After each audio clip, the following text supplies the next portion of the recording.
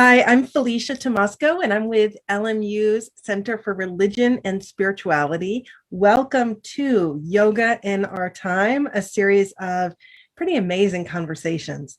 I am super stoked to be here today with Swami Omkara.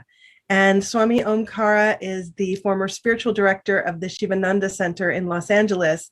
And now she describes herself as happily retired, but my experience of knowing Swami Omkara is that retirement, well, there's probably a lot of activity going on. Throughout the time that I personally have known Swami Omkara, she has been an amazing champion of the topic of today's talk, which is also the topic of the workshop that she is doing in the Yoga Mindfulness and Social Change program. And that topic is yoga, ecology, and the environment. And when I first met Swami Omkara, when she was in Los Angeles, she turned the front yard of the Sivananda Center's home into a pretty amazing flower and vegetable garden. She spearheaded a lot of campaigns throughout the city that related to ecology and the environment. And she's somebody who's a personal champion of these topics, as well as someone who really integrates in her own life the teachings of yoga along with an interest in ecology and environmentalism. So thank you so much for being here with all of us today, Swami Omkara. I'm delighted. Thank you, Felicia. And so exciting to see you.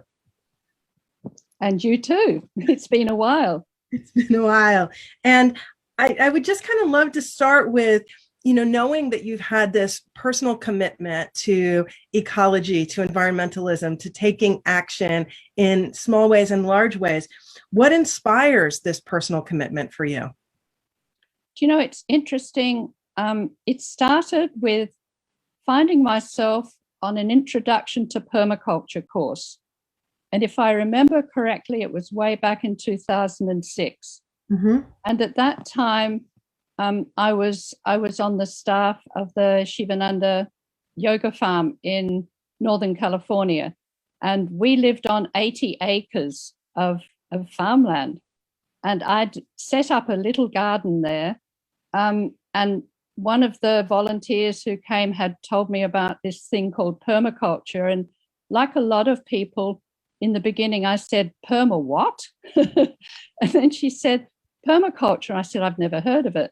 So, of course, then you immediately go and do some research, and I discovered about permaculture, and I thought, oh, that sounds like a really good thing to get involved in. So I went off and took a permaculture training in the expectation that I would come back to the yoga farm and that we could look at how to use some of our land in a more sustainable way, like actually to grow food that we would then serve on the retreats at the yoga farm. I guess I was, I have to admit to having been very disappointed when almost immediately after that, I found myself in Los Angeles. And Los Angeles would not have been my choice. Concrete City didn't seem to offer many opportunities for putting my permaculture into practice. But I remember there were a couple of things that I took away from that. I mean, there were lots of things I took away from the course, but one of the things that resonated in my head was permaculture is the power of one. And start simply with what you have. So we were actually renting a house quite close to the yoga center, and we had access to a very small front yard which fronted onto a main road. And I thought, well, this is what I've got, so I'd better start with this. And so bit by bit, and I think that's one of the keys, just slowly, bit by bit, you introduce the concepts of it's basically a way of gardening organically, but producing a yield. So I was interested in using the front yard as well as having some pretty flowers, because that would be what my landlord would expect. We certainly, in the little bit of ground that I had, we didn't have any lawn. but I decided that I'd try and grow some vegetables. Mm-hmm. So that's really how I started off. And then it developed on a little bit from there. So I started from the perspective of permaculture, and then realized when I was doing the permaculture course, I remember at the very end of it saying to one of the instructors, you know, this is spiritual. This stuff you're teaching is spiritual. And he said, shh, don't tell anyone. So I've always thought that permaculture was a very spiritual way of living our lives. Mm-hmm. So in that way, of course, it naturally links in with yoga. And so it seemed to me quite an obvious thing to do, to put the two together. And I found myself introducing whoever I could.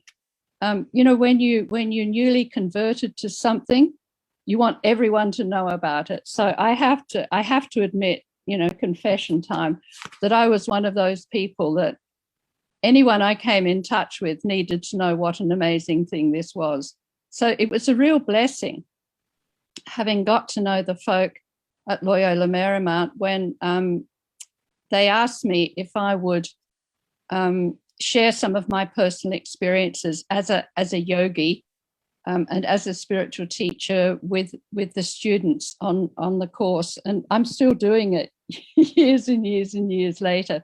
Fortunately, we now can do things virtually. So I don't have to be in the country or in the city or in Los Angeles anymore in order to do it. So it's delightful in spite of, as you say, in spite of me being retired. I'm really stoked that I can still teach the thing that has always been very passionate to me.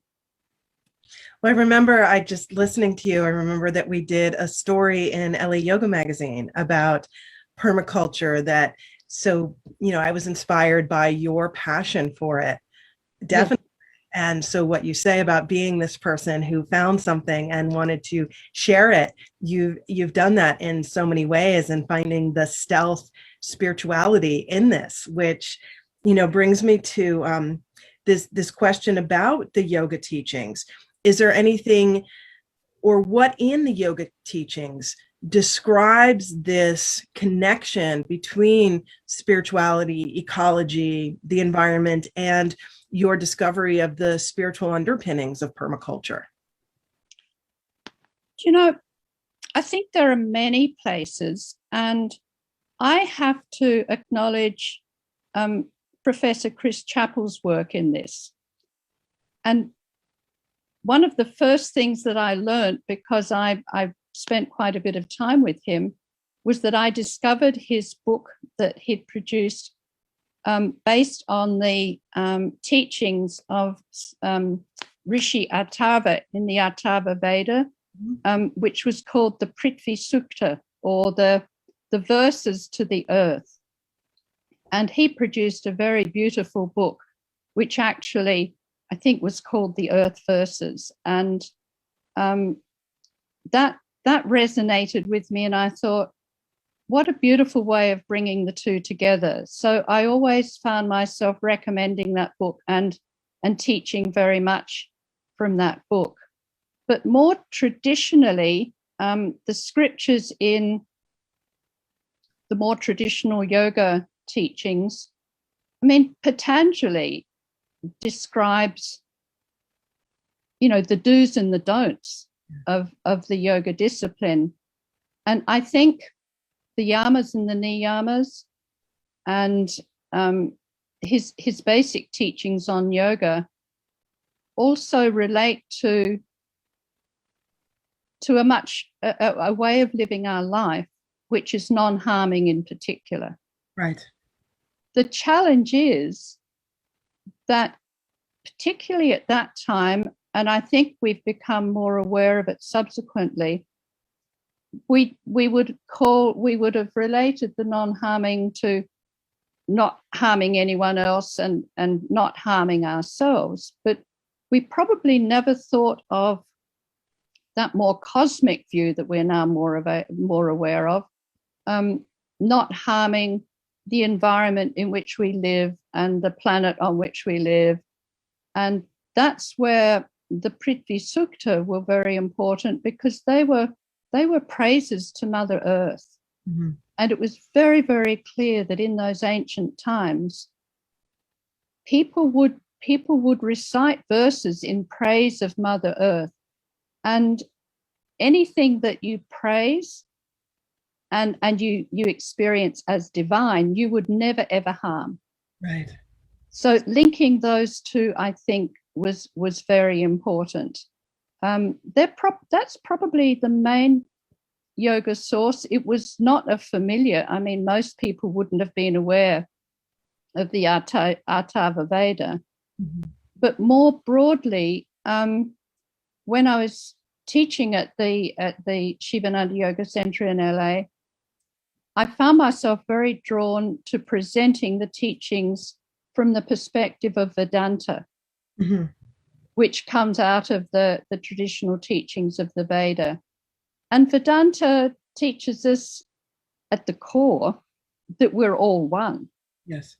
It's just how you extend that oneness to include beyond the human species. And I think that's where we've been very ignorant of that.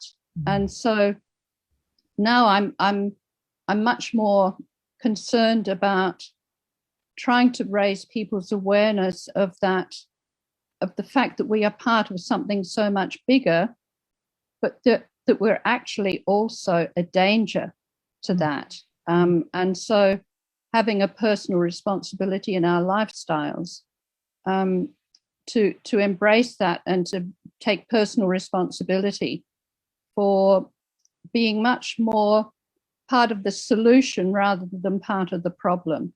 And that was another one of the concepts that I learned from permaculture, this idea of ensure that you're part of the solution and not part of the problem. Mm-hmm. So that's quite a nice catchphrase, I think, to engage people on. And then we can talk more personally and individually about, well, what might I do in my life to make a difference? Well, speaking of that, and speaking of this, the ahimsa, or, not just nonviolence, but actually caring for, what do you feel it means to be somebody who's practicing nonviolence, or, caring or caretaking even for the earth as a practitioner of yoga? I think it's what I was just saying. It's being aware of the fact that we're very human-centric, and it's about extending our understanding from the yogic perspective of the whole of creation. And so understanding that. And what's interesting is when I first became involved at LMU, was becoming much more aware of the Christian perspective of that as well. Mm-hmm. And this idea that, we are in God and God is in us, and trying to understand that a little bit more, I think is really important. So I quite often find myself, because so many of the people that I'm talking to, in addition to them perhaps having an interest in yoga or being yogis, is that many of them come out of the Judeo-Christian tradition. And so I also come in and I approach it from that point of view, just to realize that we are all one, and the we doesn't just include humans. So I guess, and also in the yoga tradition, we tend to not eat meat, not eat animals. And so that also focuses on being much more aware of what we do to our animal brothers and sisters, and being more sensitive to that, and making choices that incorporate that in our worldview as well. Yeah, and what you speak of is this expansive worldview that is less centered on, say, the individual, or when it is centered on the individual, it's also centered on that relationship Yeah. that we have with others, with animals, with our non-human companions on this planet, and with the ecosystem and the planet itself or herself. And this is something that, as you mentioned in terms of the Christian view, that also exists in many different faiths, spiritual traditions, and religious texts and community. Mm-hmm. Mm-hmm. I think it's probably there. If we were to look for it, I think it's probably there in all of them. And I use the word relational a lot now, because I'm finding that as I explore other spiritual teachers' understanding of the dilemma that we find ourselves in at the moment, this concept of something of being more relational than transactional. Mm-hmm. So, instead of it being about what I can get out of it, it's much more about the give and take and the relationship between. And I emphasize that. I do emphasize that a lot, the relational aspect, and that caring for, because I think without making it too gender specific, the more feminine approach to caring tends to come from a more relational understanding of our place in the universe, rather than that transactional place. And so it's just important to bring people to that understanding if possible. Well, and I think that conversation around the relational and the transactional is so important, especially when we are thinking about things from a spiritual perspective. And when we think about ecology, right, Mm-hmm. is partly the recognition of relationships. Mm-hmm. Mm-hmm. Really, ecosystems are about those relationships. Yeah, yeah. And the interconnectedness. I mean, we can't say that often enough. And I think it becomes a bit cliched. People are, they've heard that so often, that we're all interconnected. But having deeper conversations about what that really means, right, and how we each individually and personally experience that, and how much we're prepared personally to take responsibility for ensuring that we maintain that interconnectedness in a healthy way.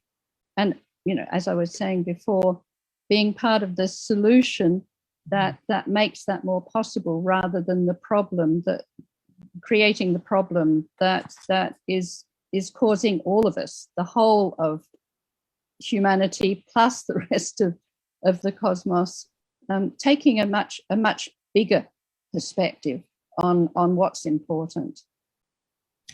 Well, and I think these are such important ideas and ideals, but sometimes they can feel a little bit out of reach, or can feel like, well, what difference can I make? The problems are so big. Yeah. So what advice would you give to people beyond recognizing the relational aspects of all of this, beyond tuning into, maybe their own attitudes? What advice would you give somebody for how they can actually start to be part of the solution and implement positive solutions in their lives and in their ecosystems? I think one of the things we can do, and apart from going off and learning about permaculture, which I would actually encourage people to do, is to understand that nature has a purpose, mm-hmm. and it has a way. Nature has sustained us up until now. So learning how to work with nature instead of against it. And that's one of the mistakes that we've made, is we've tried to control nature instead of working with it. So, I mean, I would always encourage everyone to try and find a little bit of earth and try to actually get your hands in the earth and to learn from what nature has to teach us. And because we are part of that. Mm-hmm. So connecting as simply as we can with the bigger aspect of nature, and working with it and supporting it and learning from nature. I think the disconnect the individualism and our separation from being part of that whole and not experiencing that relationship, getting our hands in the earth. And it doesn't have to be a highly successful garden, just doing a little bit, which is how I started in LA, just doing a little bit. And it's amazing how others will be inspired by seeing the little bit that you do. And then suddenly you've got a whole community of people all wanting to join in. And that's what delighted me in LA, was how everyone wanted to join in. Well, and I think your example of you were dismayed to learn you were going to LA, but then when you got there, seeing that there were actually opportunities, Yep. even in whatever space you had, whether flowers or vegetables. And even if, say, somebody doesn't have a whole yard to play with, even growing herbs in a windowsill or doing what they can and being creative in the space that they have. Yes. Yeah. And maybe there's a suggestion, and I'm hearing this in what you're saying, of permission to be creative. Absolutely. Absolutely. And to not worry about what people will say.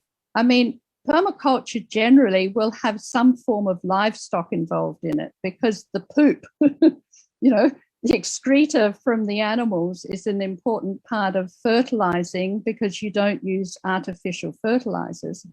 So the most outrageous thing I did was to actually have chickens as part of that front yard as well. So not only were there the vegetables and the flowers, but there were chickens. And for a while, I also had bees.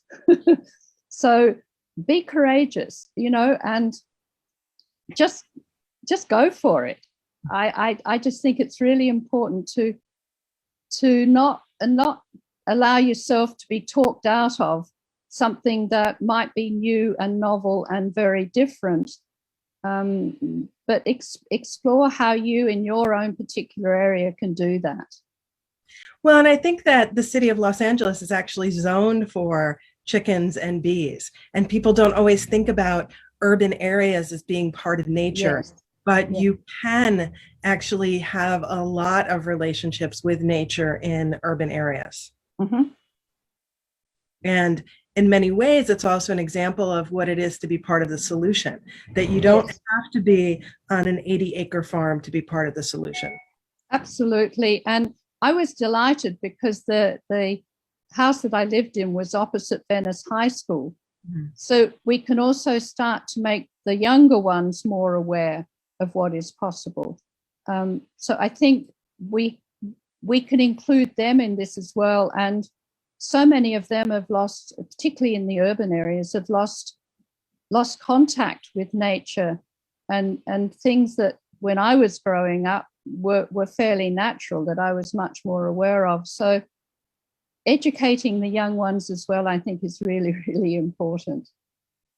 Well, absolutely. I think that education can go in so many directions, and also finding people who are allies on this path. Like when Venice High School, there's a learning garden there, and there's an active community, and there's also an active community, say in Los Angeles, of seed saving and different kinds of initiatives. So there's an aspect of this ecosystem that also includes connecting with other people, as you've just mentioned. Yeah, the networking's been really important for me. Mm-hmm. Finding those allies and supporting each other in a venture that other people, it may seem strange to them. It's not something they're familiar with.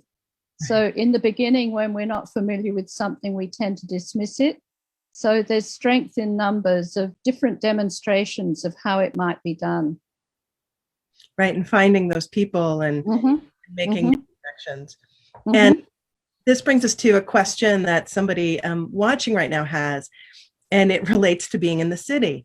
So the question is, I teach at a studio in the middle of the city, not a real strong connection with nature.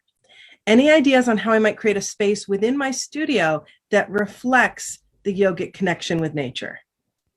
That's an interesting question, isn't it? I mean, even just having an indoor plant in the studio gives it gives a message.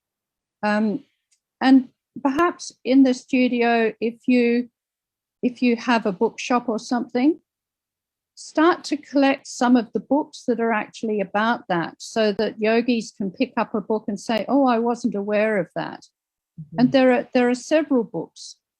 There's a book called Green Yoga, which has been written decades ago by a husband and wife couple who were yogis. And they not only talk about nature, but they also talk about the sorts of activities that we don't think about very much, but who are actually also polluting and destroying the environment. And without being critical of anyone in particular, I remember being particularly impressed with a chapter that they wrote on how concerned they were about the fact that often yoga folk will go out on what is called a yoga cruise. But they drew attention to the fact that cruise ships are very damaging to the environment ecologically. And if we really knew those things, we might think again before doing something that we think is just a pleasurable reward for having worked hard. But in fact, that we're joining those who are creating the problem rather than being part of the solution. So educating ourselves as to which lifestyle choices are more acceptable than others. So I think you can have books that relate to all of that.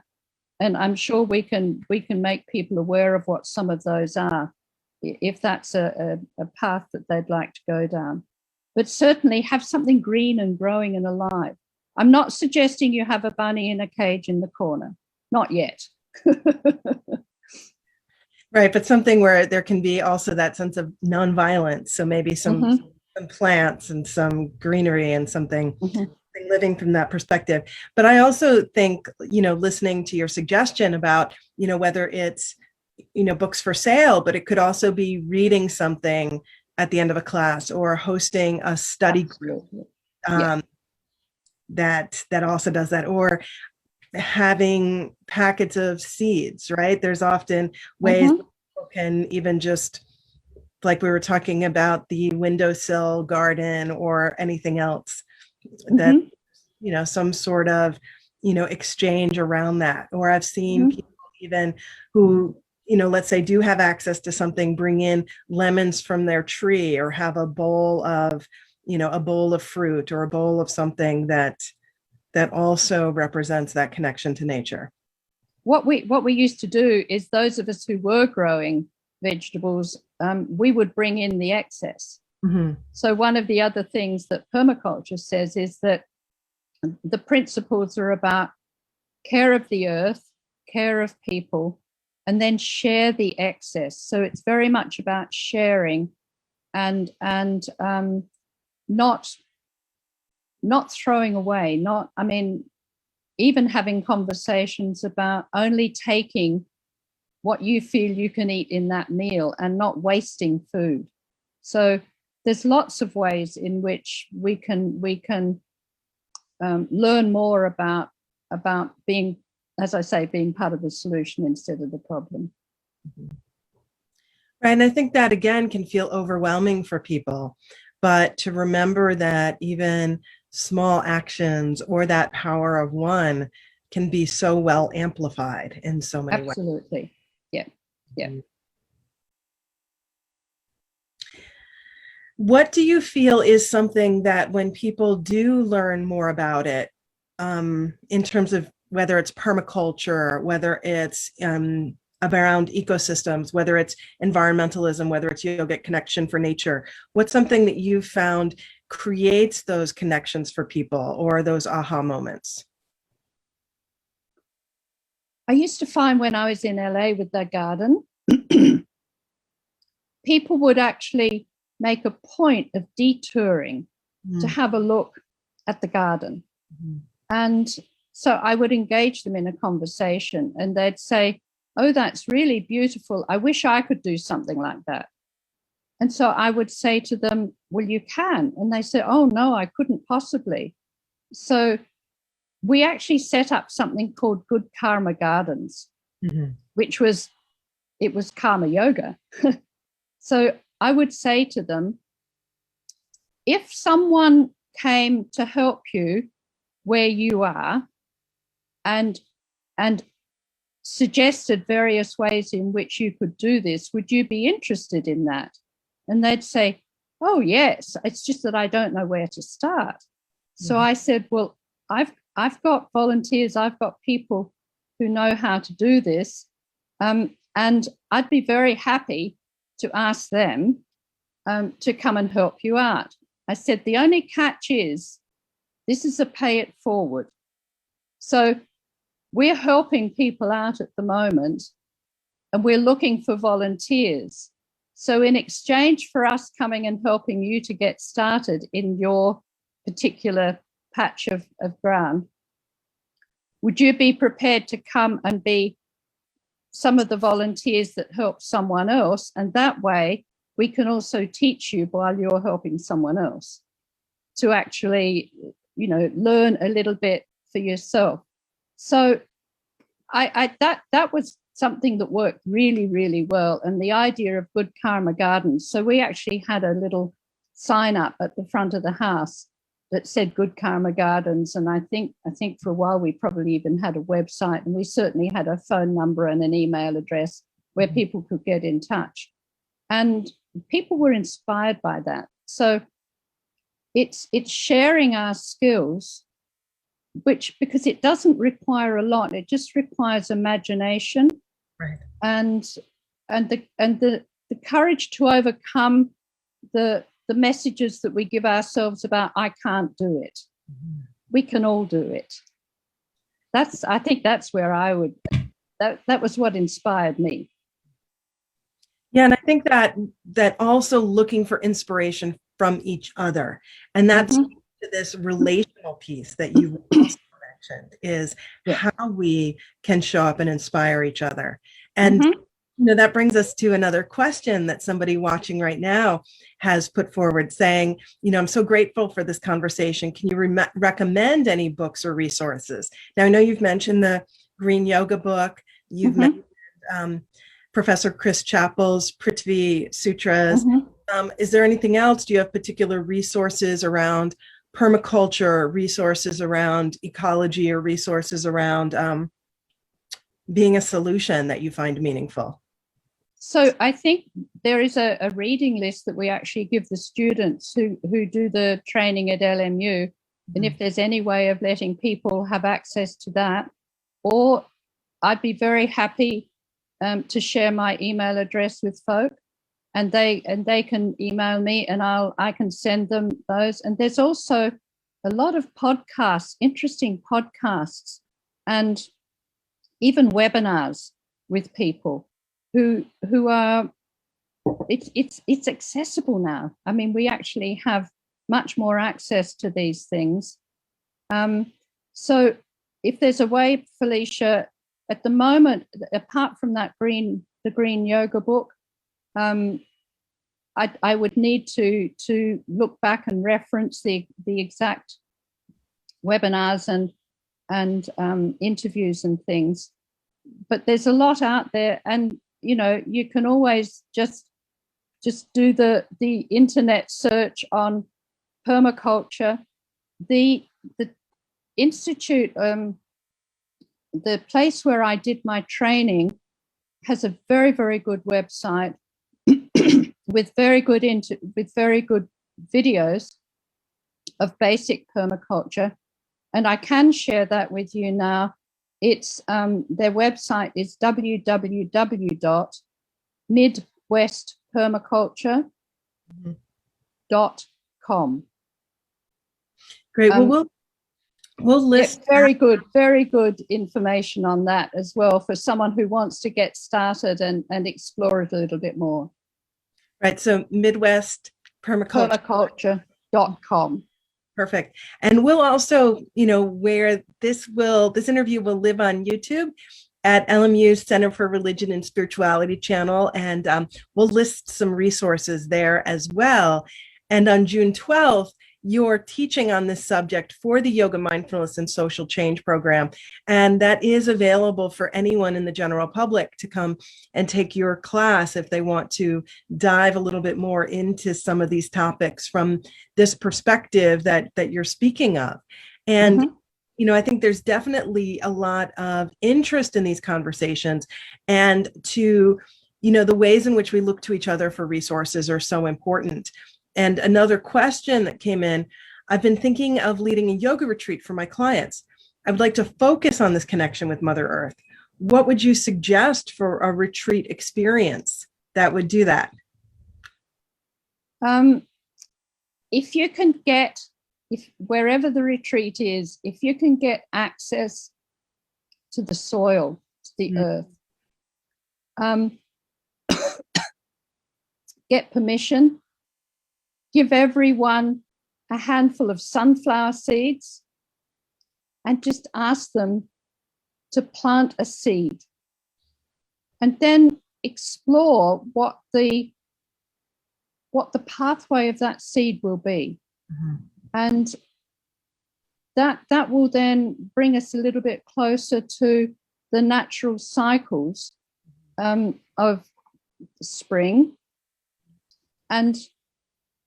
and also the fact that when something grows, it matures. And so that whole cycle of nature that is very similar to the cycle that we go through, and we are also part of nature, is ultimately leading to the death of the physical, in our case, the physical body, but recognizing that that's all part of the cycle.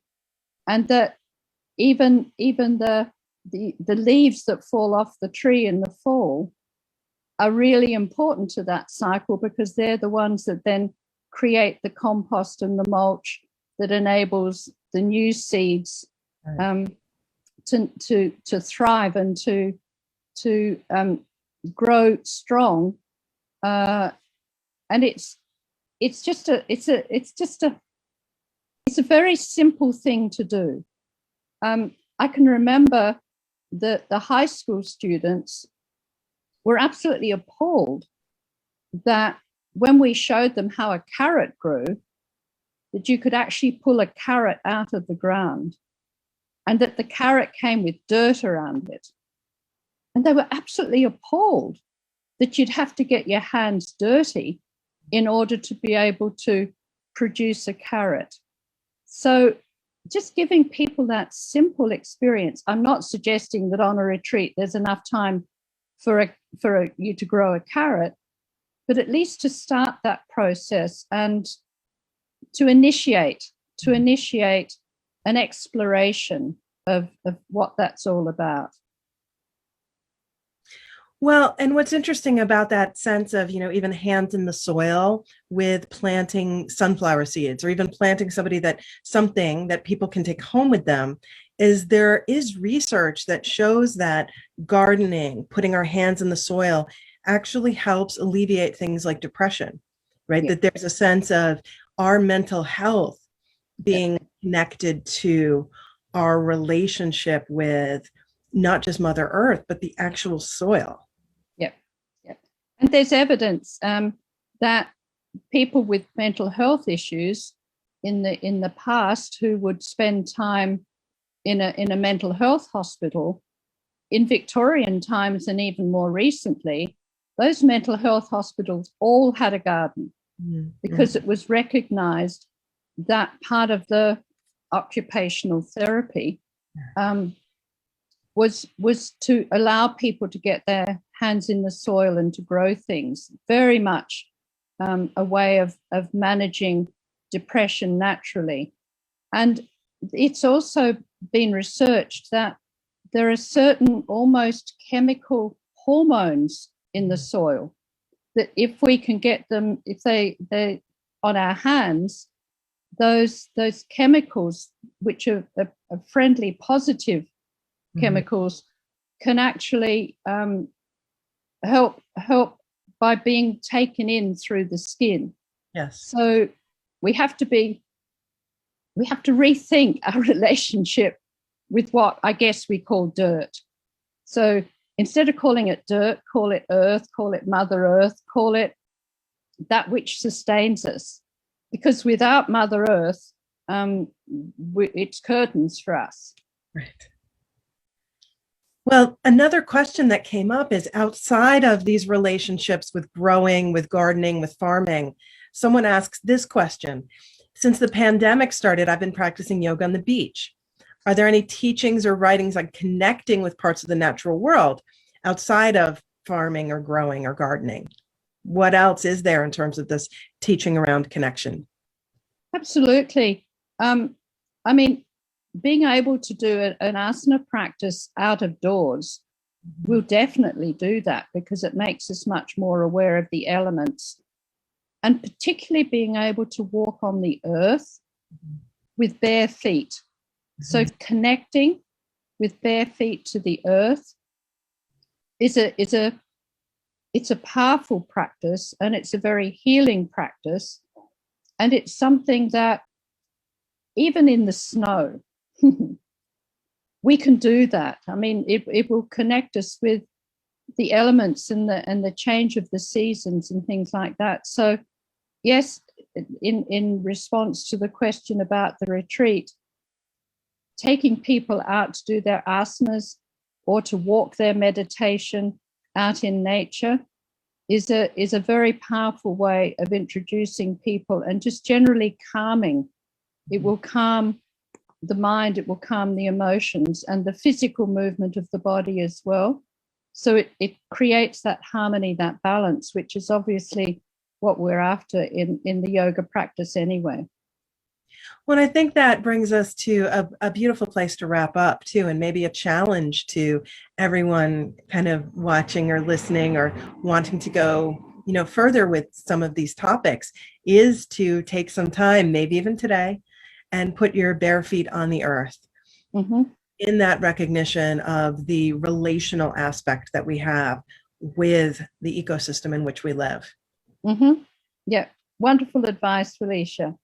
Yeah, I'll have to do that myself. Thank you so much for taking some of your time and showing up from where you are right now in England to have this conversation.